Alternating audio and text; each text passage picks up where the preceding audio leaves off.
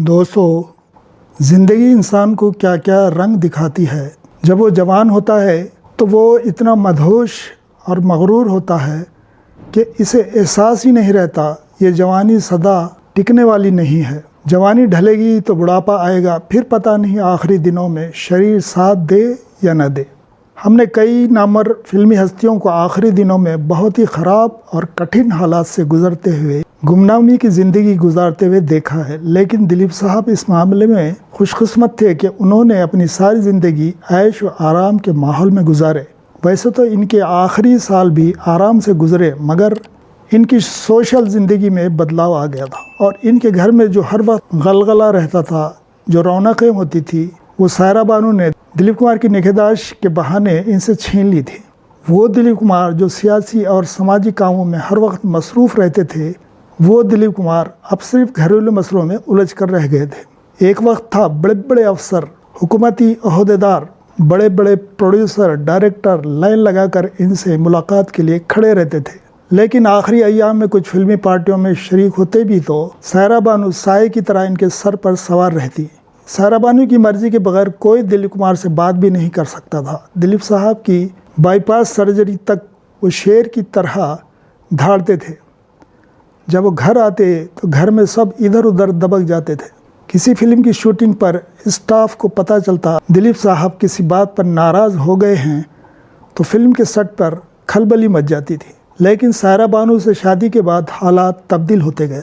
जब दिलीप साहब ने अपने से 22 साल छोटी उम्र की सायरा बानू से शादी का फैसला किया था तो इनके गहरे दोस्त संगीतकार नौशाद ने इसकी मुखालिफत की थी और वो इस शादी में शरीक भी नहीं हुए थे। मगर सायरा बानू के राजेंद्र कुमार के साथ अफेयर्स की अफवाहों के चलते इनकी मां नसीम बानू, जिसे दिलीप साहब नसीम आपा कहते थे, दिलीप कुमार से इन हालात में सायरा बानू के साथ शादी के लिए ऐसे दबाव बनाया कि दिलीप साहब ने अपने से 22 साल कम उम्र सायरा बानू से शादी करने पर रजामंदी जाहिर कर दी।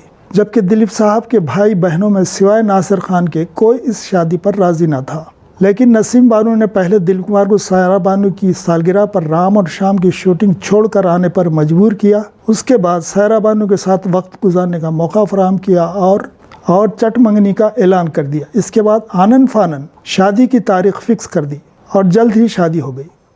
भले ही दिलीप कुमार और सायरा बानू एक परफेक्ट जोड़ा मशहूर हुए, मगर सायरा बानू के आने के चंद दिन बाद ही घरेलू नाचाती से तंग आकर दिलीप साहब अपने घर छोड़कर सायरा बानू के घर रहने लगे। फिर सायरा बानू ने दिलीप साहब का बंगला अपने नाम कर लिया, इस डर से कि दिलीप कुमार के बाद क्योंकि इनकी कोई औलाद नहीं थी, इनकी सारी जायदाद इस्लामी कानून के रूह से इनके बहन भाइयों में तकसीम होती। लिहाजा बड़ी ही चालाकी से सायरा बानू ने दिलीप कुमार की ज़िंदगी में ही अब बंगला अपने नाम करवा लिया। इसके बाद बंगले की रिनोवेशन के नाम पर दिलीप साहब के छोटे भाई एहसान खान, जो इस बंगले में रहते थे, उनसे बंगला खाली करवाना चाहा तो एहसान खान ने बंगला खाली करने से इनकार कर दिया। इस बात को लेकर दोनों भाइयों में दरार पड़ गई। किसी तरह ये मसला हल हुआ। फिर सायरा बानू ने इस बंगले को बेच दिया। सायरा बानू ने दिलीप साहब के कामों में मुदाखला शुरू कर दी। डॉक्टरों के मना करने के बावजूद प्रेगनेंसी के हाथ में फिल्मों की शूटिंग करती रहीं। नतीजे में 8 महीने का बच्चा ज़ाय हो गया। इस दौरान जब दिलीप साहब कालिंगा में मसरूफ़ थे, सायरा बानू ने घर में ऐसा माहौल बना दिया कि इनकी इजाज़त के बगैर कोई दिलीप साहब को फ़ोन नहीं कर सकता था और ना इनसे मिल सकता था। कितने ही दिलीप साहब के चाहने वाले रोज़ इनसे मिलने आते और इन्हें सायरा बानू घंटों बिठाकर तरखा देती थी और दिलीप साहब को पता भी न चलता। कालिंगा जब बनते बनते कंट्रोवर्सी का शिकार हो गई तो दिलीप साहब को केसी बोकाडिया ने फिल्म की ऑफ़र दी थी, जिसके लिए वो दिलीप साहब को 1.25 करोड़ तक देने को तैयार थे। दिनेश गांधी की फिल्म असर के लिए तो दिलीप साहब ने हाँ कर दी थी और शूटिंग की तैयारी भी शुरू हो चुकी थी, जिसमें दिलीप कुमार के साथ अजय देवगन, प्रियंका चोपड़ा काम करने वाले थे और इसके डायरेक्शन कुक्कू कोहली देने वाले थे, जो अरुणा ईरानी के शौहर थे। इस फिल्म के लिए सायरा बानू ने अरुणा ईरानी को भी घर के खूब चक्कर लगवाए। इस फिल्म के शुरू होने से पहले ही सायरा बानू ने दूरदर्शन से दिलीप कुमार के जरिए एक सीरियल बनाने का अप्रूवल ले लिया और इसकी सारी जिम्मेदारी दिलीप साहब पर डाल दी। सायरा बानू दिलीप कुमार को पूरी तरह अपने काबू में कर चुकी थी, लिहाजा करोड़ों की फिल्मों को छोड़कर दिलीप साहब इस सीरियल के चक्कर में उलझ गए। नतीजतन सारी फिल्में जो बनने वाली थी हाथ से निकल गई और जो प्रोड्यूसर दिलीप साहब के साथ फिल्में बनाने का सोच रहे थे वो भी दूर भाग गए। सीरियल तो मुकम्मल हुआ, मगर इस दौरान जो वक्त बर्बाद हुआ, इतने वक्त में दिलीप साहब चाहते तो कई फिल्मों में काम कर सकते थे। लेकिन अगर बीवी अपने से आधी उम्र की हो तो बुढ़ापे में इसके नाज व नखरे उठाने ही पड़ते हैं। और फिल्म इंडस्ट्री ने देखा वक्त का सुपरस्टार एक मामूली सीरियल की स्क्रिप्ट के पीछे मगजमारी कर रहा है। रही सही कसर दिलीप साहब की हार्ट सर्जरी ने पूरी कर दी। इस सर्जरी के बाद दिलीप साहब को निगहदाश्त के बहाने सायरा बानू ने दिलीप कुमार को पूरी तरह अपने कब्जे में कर लिया। ना इनकी पसंद का खाना मिलता, न वो किसी से सायरा बानू की इजाज़त के बगैर मिल सकते थे। यहाँ तक कि इनके भाई बहन को भी मिलने के लिए सायरा बानू की इजाज़त लेनी पड़ती थी। इसका नतीजा ये हुआ कि दिलीप साहब के जो खैर ख्वाह और रिश्तेदार थे वो इनसे दूर होते गए।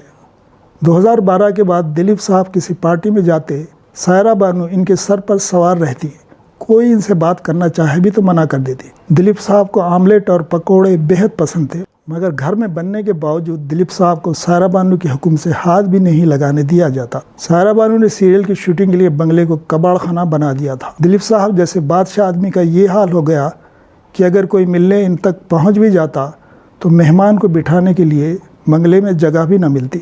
दिलीप साहब अब परहेज का खाना खाकर इतने कमज़ोर हो गए थे कि बग़ैर सहारे वो चल भी नहीं सकते थे। ये था इस अभिनय सम्राट के आखिरी दिनों का हाल। लोग कहते हैं और ख़ुद सायरा बानू भी कहती हैं कि दिलीप साहब की 24 घंटे मैं खिदमत करती रही, मगर एक जिंदा दिल इंसान, एक समाज सेवक और एक लोगों के दुख दर्द को दूर करने की कोशिश करने वाले इंसान को उन्होंने अपने चाहने वालों से दूर कर दिया। हो सकता है दिलीप साहब की उम्र लंबी हो गई हो, मगर यकीन से कहा जा सकता है कि जैसी ज़िंदगी सायरा बानू ने इन्हें आखिरी अय्याम में दी है, दिलीप साहब अगर होश हवास में होते तो वो ज़रूर ऐसी लंबी ज़िंदगी हरगिज़ मंजूर ना करते। वीडियो अच्छी लगी तो कमेंट में ज़रूर लिखें और लाइक करें। Thank you.